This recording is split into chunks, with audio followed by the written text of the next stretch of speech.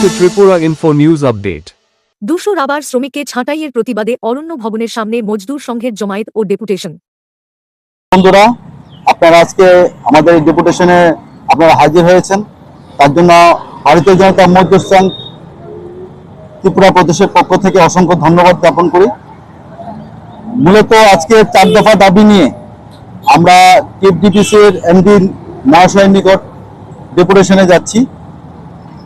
প্রথম ব্যাপারটা হচ্ছে, আমাদের বর্তমান সরকার সবকা সাথ সবকা বিকাশ নিয়ে কাজ করে চলছেন। আমাদের মাননীয় মুখ্যমন্ত্রী ডক্টর মানিক সাহাজি, শ্রমিক দরিদ্র মুখ্যমন্ত্রী উনি, কিন্তু হঠাৎ কুচক্রের একটা আগমনে আমাদের রাবার টিএফডিপিসি মানে ত্রিপুরা ডেভেলপমেন্ট ফরেস্ট কর্পোরেশন লিমিটেডের ন্যূনতম 200 জন লোককে হঠাৎ করে ছাঁটাই করা হয়েছে বিনা কারণ, উইদাউট নোটিশে।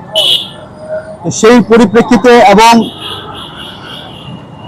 যাতে মূল কারণটা হচ্ছে বর্তমান সরকারের ভাবমূর্তিকে যাতে নষ্ট করা যায়, সেই একটা চক্র কাজ করছে। আমরা বিগত অনেকদিন যাবৎ সেই বিষয় নিয়ে আমরা তুলে ধরেছি আপনাদের মাধ্যমে, কিন্তু আজকে তা প্রমাণ হঠাৎ করে 200 জন কর্মচারীকে বাদ দিয়ে দিয়েছেন।